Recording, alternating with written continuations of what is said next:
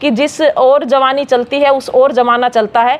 तो आज हमारे युवाओं को हमेशा एक सही दिशा के अंदर चलना चाहिए। कह सकते हो मतलब कि वो एक सॉफ्ट कॉर्नर है थोड़ा बच्चियों के लिए, महिलाओं के लिए, और होना भी चाहिए। अब हम अपने लिए नहीं सोचेंगे तो कौन सोचेगा? सही बात है। पुरुष भी तो नहीं सोचते ना पुरुष प्रधान समाज के अंदर। तो वो है एक। बाकी हम ऐसा कुछ नहीं है कि सिर्फ महिलाओं के लिए, लड़कियों के लिए ही काम करते हैं। किसानों के लिए मैंने आपको बताया, सबसे पहला काम मेरा किसानों के लिए ही था कि आप ये कर दो। तो वो हमेशा ये कहते हैं कि आपकी जो सरपंच है वो नीरू यादव है, उन्हीं से मिलो। अच्छा, हाँ, वो ऐसे ही बोलते हैं। वो हेलो फ्रेंड्स, कैसे हैं आप सभी? मैं Shamsher Kaushik India news point पर आपके समक्ष एक बार फिर से उपस्थित हूं। और जैसा कि आपने देखा होगा, हमारा जो फर्स्ट पार्ट है कौन बनेगा करोड़पति में, नीरू यादव जी जो हॉकी वाली सरपंच के नाम से ज़्यादा पॉपुलर हैं, इनका फर्स्ट पार्ट आपने हमारा देखा होगा। अब सेकंड पार्ट में हम बैठे हैं और व्यक्तिगत जानकारी जो है इनसे लेंगे, व्यक्तिगत इनका इंटरव्यू करेंगे, सारी बातचीत करेंगे, कब शूट हुआ था इंटरव्यू और क्या क्या मतलब इनके आगे है ना योजनाएं हैं गांव के हित के लिए और अपने कैरियर में भी और कुछ क्या करने वाले हैं। आप बने रहिए हमारे साथ इंडिया न्यूज़ पॉइंट पर। मैम, एक बार पुनः आपका स्वागत है इंडिया न्यूज़ पॉइंट पर। अच्छा मैम, कैसे ये जर्नी जो है ना शुरू हुई केबीसी की, कैसे पहुँचे आप केबीसी तक?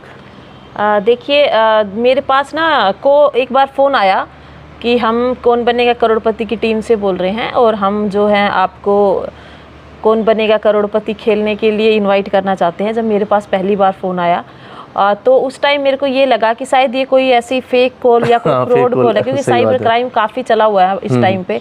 तो मेरे को यकीन नहीं हुआ। तो मैंने उस टाइम तो ऐसे ही कहा हाँ ठीक है आ जाएंगे। जैसे उन्होंने बोला कि आप आएंगे क्या, हम आपको बुलाना चाहते हैं, तो मैंने भी कह दिया, मैंने कहा हाँ ठीक है हम आ जाएंगे। तो फिर मुझे लगा ये शायद कोई फ्रॉड कॉल है। तो फिर उन्होंने फिर दोबारा से मेरे पास फिर जब दोबारा फ़ोन आया कि हमने ना आपका काम देखा है और आपके बारे में काफ़ी सुना है, क्योंकि मेरे न्यूज़पेपर वगैरह के अंदर भी वो आया हुआ है। तो बोले हमने उसके बारे में आपका एक वो पढ़ा था, आपकी न्यूज़ के। हाँ, तो आप काफ़ी अच्छा आप काम कर रही हैं एज ए महिला सरपंच। तो हम ना आपका काम काफ़ी काबिल तारीफ़ है। तो उनका जब दोबारा से फिर मेरे पास कॉल आया ना, तो तब मैंने थोड़ा सा सीरियसली लिया। उन्होंने बोला कि हम आपसे ना एक बार जूम कॉल पे बात करेंगे, आपका इंटरव्यू होगा, तो आप और आपके जो भी, तो उन्होंने पहली बार मेरे पास जूम कॉल किया और कम से कम उनकी टीम ने आधे एक घंटे मेरे से बातें की और आप कैसे कैसे क्या काम करते हो वो सब हुआ।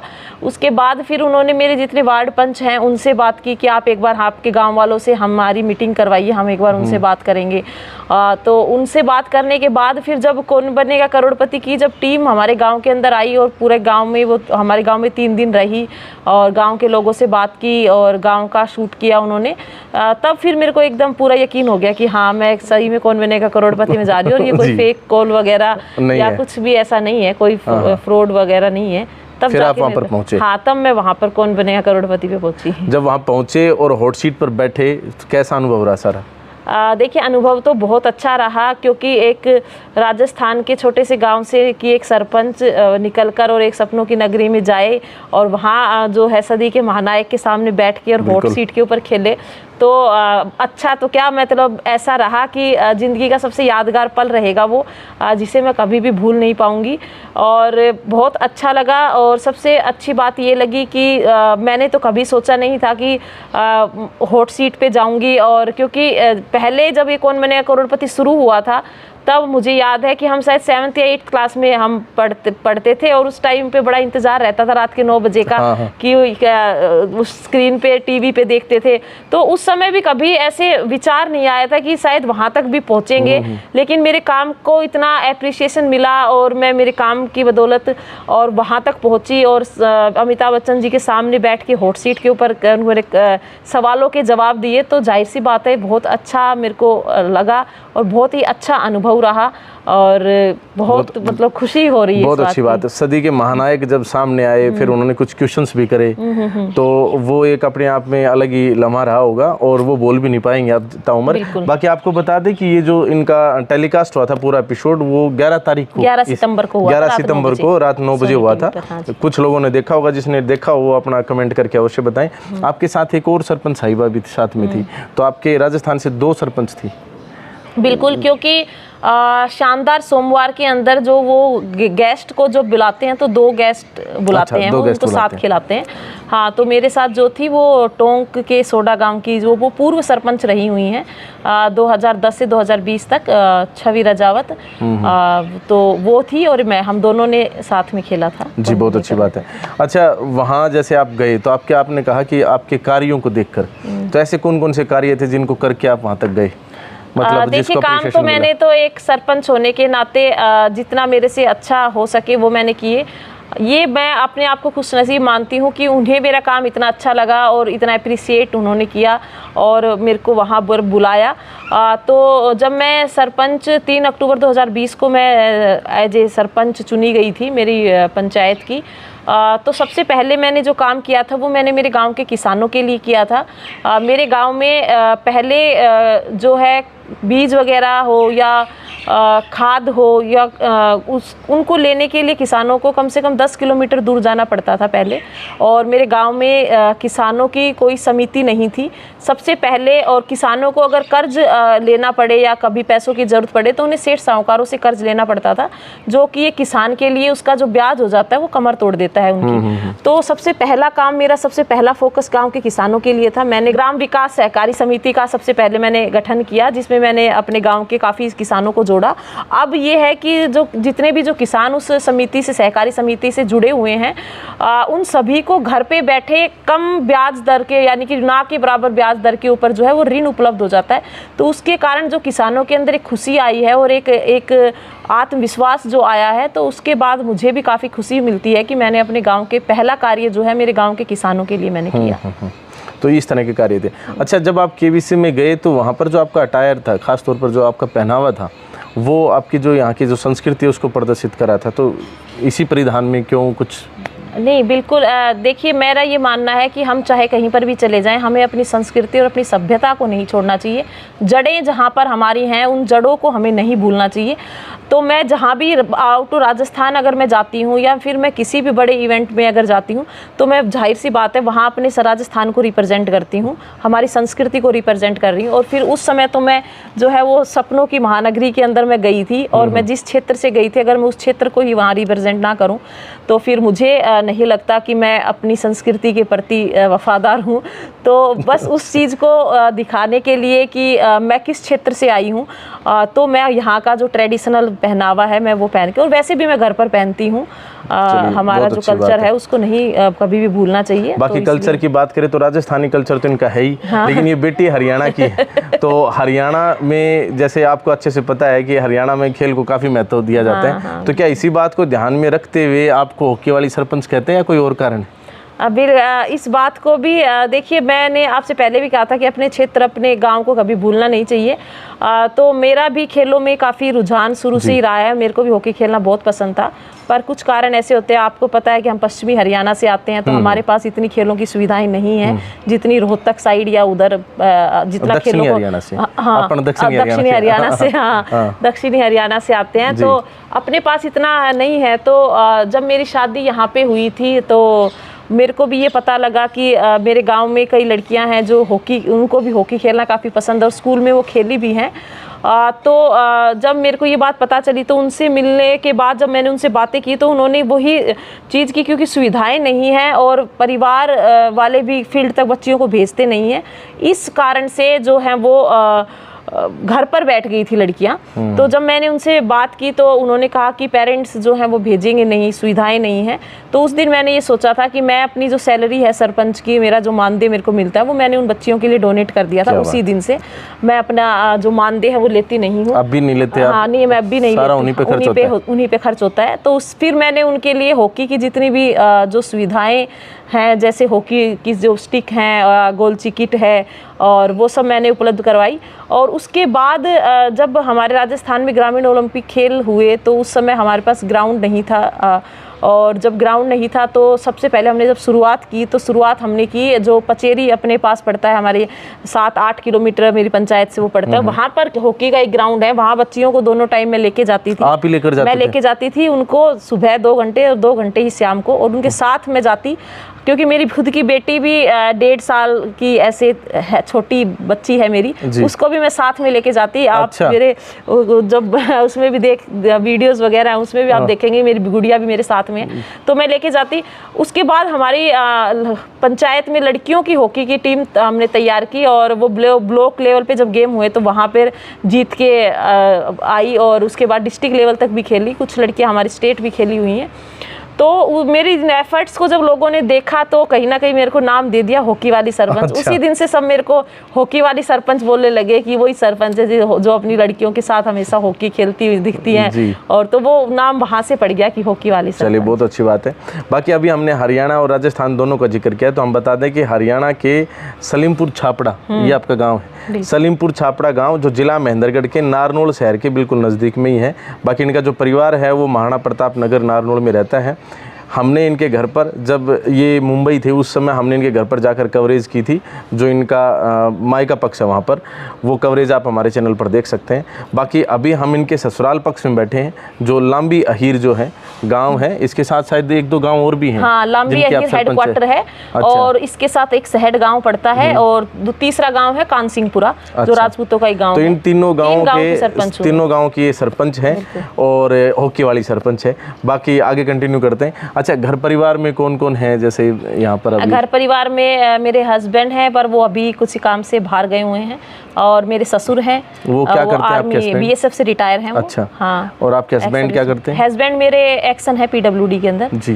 तो बच्चों को क्या करवाने वाले हो, बनाने वाले हो आगे चलकर? क्या सोचा है? देखिए, बच्चों का अभी बेटा मेरा जो है वो 8.5 साल का है, वो 3rd क्लास में पढ़ रहा है। बेटी है वो मेरी अभी 3 साल की हो जाएगी 5 अक्टूबर को, तो वो अभी प्ले ग्रुप में जाएगी। तो बच्चे क्या करेंगे वो तो आगे जाके पता लगेगा, अभी स्कूल जा रहे हैं, पढ़ रहे हैं। बाकी जो जिसमें बच्चों का इंटरेस्ट होगा उसी में हम उनको आगे लेके जाएंगे। कोई कैंडिडेट एक बार राजनीति में आ जाता है, जैसे आप आगे सरपंच बन गए, तो अब आगे भी आने की कोशिश है? देखिए, अभी तो कोशिश ये है कि 2 साल का मेरा जो कार्यकाल बचा है वो मैं बहुत अच्छे से करूं, बहुत से काम जो मेरे को अभी करने हैं मैं वो कर पाऊं, और जो मैंने लोगों से वादे किए हैं, और जो मैंने अपने काम के अपने घोषणा पत्र में जो मैंने लिखा था कि मैं ये सब काम करूंगी, तो वो सब मैं अपने काम कंप्लीट कर दूं।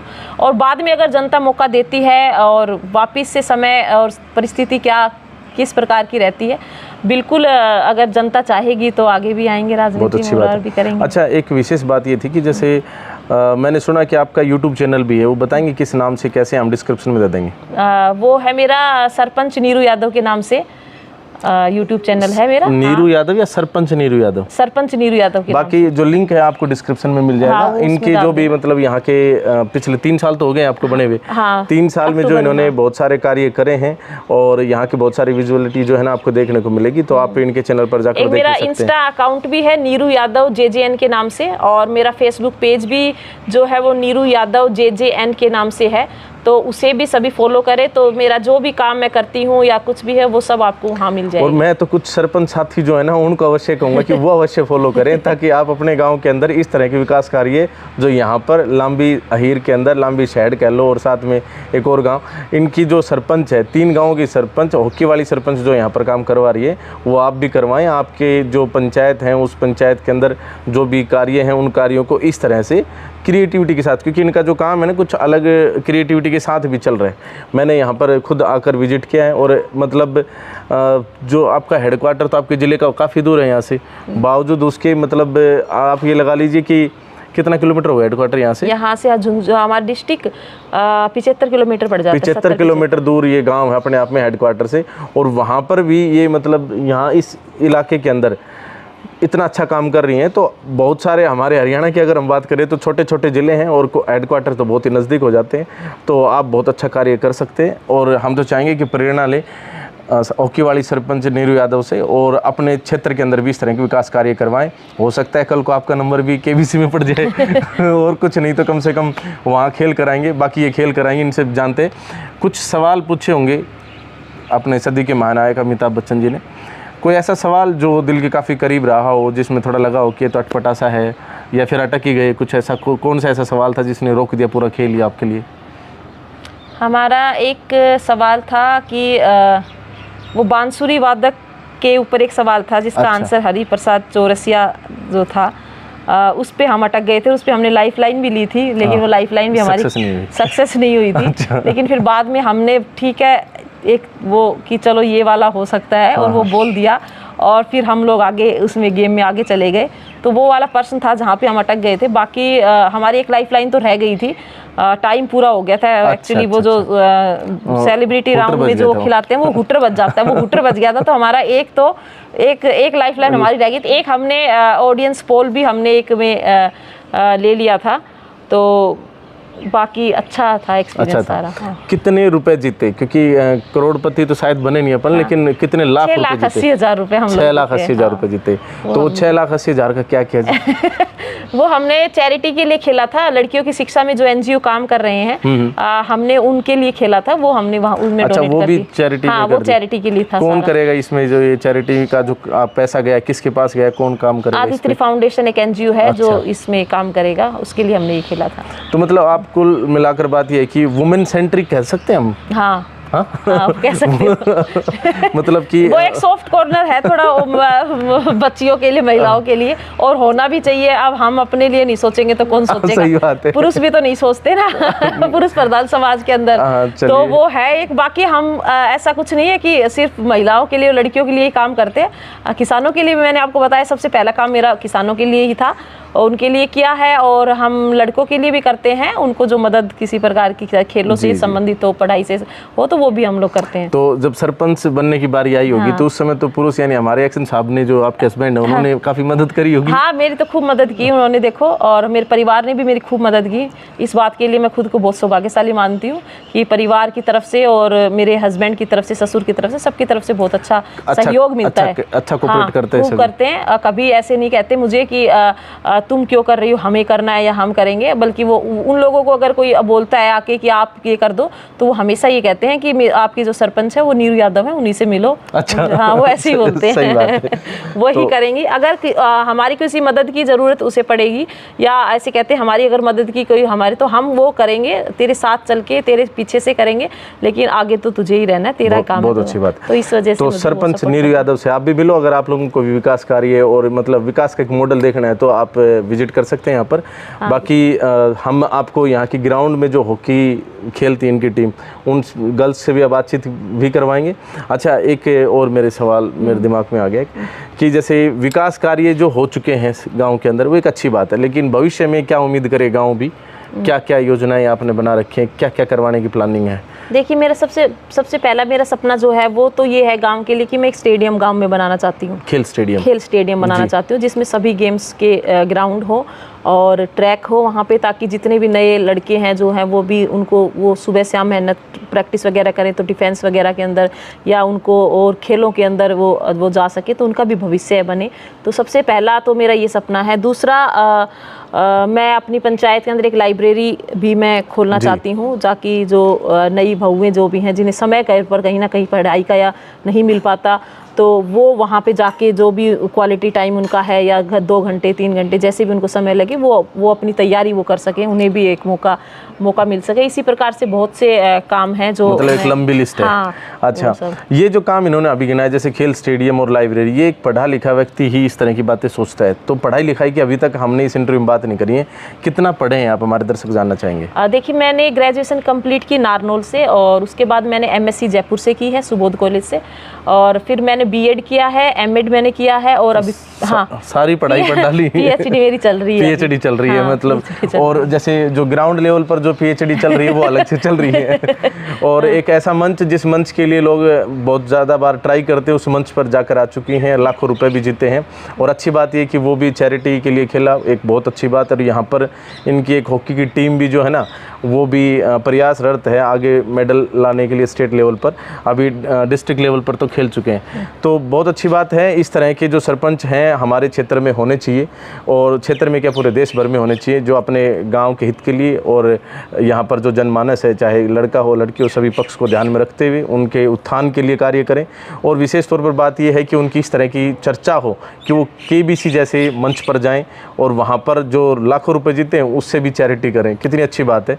तो ऐसा होना चाहिए और हम इन नीरू यादव जी को इसके लिए अनेकों बधाइयाँ देते हैं कि ये उस मंच तक गए और इनके जो कार्य हैं सचमुच ही अप्रिशिएटेबल हैं और ये अच्छा कार्य कर रही हैं। एक खुशी इसलिए भी हमारी दोगुनी हो जाती है क्योंकि जिस ज़िले से नीरू यादव हैं उसी ज़िले से हम हैं, ज़िला महेंद्रगढ़, हरियाणा से ये हैं। मायका पक्ष की अगर हम बात करें तो सलीमपुर छापड़ा इनका गांव। बाकी फ़िलहाल जहां हम बैठे हैं ये राजस्थान का झुंझुनू ज़िला और उसका जो गांव है लांबी अहीर, और बाकी साथ में सैड और एक काशीगंज, कानसिंहपुरा, कानसिंहपुरा, तीन गाँव की ये सरपंच हैं। और 3 गाँव की सरपंच नहीं है, हॉकी वाली सरपंच है। और हॉकी वाली सरपंच का ये इंटरव्यू आपको कैसा लगा कमेंट बॉक्स में आप अपनी राय अवश्य दें। बाकी नीरू यादव जी आपका एक बार हमारे दिल की गहराइयों से और हमारे दर्शकों की ओर से बहुत बहुत धन्यवाद। एक सवाल जो मेरे दर्शकों के लिए, हमारे दर्शकों के लिए है, हमारी युवा पीढ़ी जो है बहुत ज़्यादा ऑडियंस हमारे पास यूथ की ऑडियंस है, लगभग हम 1 लाख को हिट करने वाले हैं। 1 लाख हमारे फॉलोअर्स सिर्फ यूट्यूब पर, फेसबुक पर अलग भी हैं। ज़्यादातर ऑडियंस युवा है, यूथ है। हमारे यूथ को क्या कहना चाहेंगी? गर्ल्स भी देखती हैं, बॉयज़ भी देखते हैं। देखिए बिल्कुल, यूथ को तो मैं ये कहना चाहूँगी कि आप अपनी जितनी भी एनर्जी है वो सही रास्ते पर लगाइए। ज़िंदगी में मैं एक बात बोलूँगी कि हमारे पास जब 2 रास्ते हैं, जो रास्ता आपको सबसे सरल दिखेगा, जाहिर सी बात है वो आपको हमेशा गलत दिशा में लेके जाएगा। अगर आपके सामने बहुत ज़्यादा मुश्किलें आ रही हैं या बहुत ज़्यादा कठिनाई आ रही हैं तो आप ये मानकर हमेशा चलिए कि वही रास्ता आपको आपकी असली मंजिल पे लेके जाएगा। तो ज़िंदगी में आने वाले चैलेंजेस और जो कठिनाइयाँ हैं उनसे घबराकर कभी भी अपने गोल को नज़रअंदाज मत कीजिए। अपने आपकी लाइफ में क्या गोल है, आप क्या करना चाहते हो, सबसे पहले वो सेट कीजिए कि आपको करना क्या है, और फिर उसके पीछे बिल्कुल बहुत एकदम जुनून से उसके पीछे आप चल पड़िए और लग जाइए। फिर आपकी जो भी कठिनाइयाँ आती हैं उनसे घबराकर उस गोल को छोड़ना नहीं है, उसको पाना है। और आपको आपके जीवन में जब आप आगे बढ़ेंगे तो आपको भटकाने वाले लोग बहुत ज़्यादा मिलेंगे, तो उस भटकाव की तरफ किसी भी नौजवान को जाना नहीं है। क्योंकि अगर आप अपनी ज़िंदगी में 3 या 4 साल मेहनत कर लेंगे तो आपका जो आगे आने वाला समय है वो आपको बहुत अच्छा आपका बीतेगा। और अगर आप अपने शुरुआती दिनों के अंदर 3 या 4 साल के अंदर जब आपको कुछ करना है और वो समय अगर आप इधर उधर की चीज़ों में या बातों में आप लगा दोगे तो फिर आने वाली जो ज़िंदगी है उसमें आपके पास पछतावे के अलावा कुछ भी नहीं रह जाएगा। और मैं हमेशा एक बात कहती हूँ कि जिस ओर जवानी चलती है उस ओर जमाना चलता है। तो आज हमारे युवाओं को हमेशा एक सही दिशा के अंदर चलना चाहिए, उसी वजह से हमारा देश और हमारा समाज जो है वो विकास कर पाएगा। जी, तो लक्ष्य से संबंधित कितनी अच्छी बातें इन्होंने बोल दी है। मैं आपसे अनुरोध करूँगा कि जैसे बहुत स्पीड में इन्होंने बोला है तो आप रीप्ले करके देखें, सुने, अच्छे से सुने, क्योंकि जो बातें थी वो सारी महत्वपूर्ण थी। और इन बातों को अगर आप अपने जीवन में युवा साथियों इम्प्लीमेंट कर लेते हैं तो आपका जो भी गोल है, जो भी आप अचीवमेंट आप अपने लाइफ में हासिल करना चाहते हैं वो आप ज़रूर हासिल कर पाएंगे। एक एक बात जो थी महत्वपूर्ण थी। मैं अगेन कह रहा हूँ कि आप क्या करें, रिप्ले करके अवश्य देखें हर बात को। और नीरू यादव जी, इस तरह से आप जैसे युवा साथियों को और हम सभी को मोटिवेट करते हुए हम चाहेंगे कि आप अपने क्षेत्र का विकास करते रहें। आपका इतना समय देने के लिए बहुत बहुत धन्यवाद जी। बिल्कुल। बाकी आप बने रहिए हमारे साथ इंडिया न्यूज़ पॉइंट पर और देखते रहिए इस तरह की जो सकारात्मक खबरें हैं, इस तरह के जो न्यूज़ चैनल पर हमारे इंटरव्यू जाते हैं, ताकि आप भी अपने लक्ष्य की प्राप्ति कर पाएँ। और स्टे मोटिवेटेड, मैं तो मोटिवेटेड भी नहीं कहना चाहता, ख़ास तौर पर इंस्पायर हों, क्योंकि मोटिवेशन तो टेम्परेरी रहता है, इंस्पायर अगर आप किसी चीज़ से हो जाते हैं तो जीवन भर रहता है। बाकी इंडिया न्यूज़ पॉइंट को इतने प्यार देने के लिए दिल की गहराई से बहुत बहुत धन्यवाद। जय हिंद, जय भारत।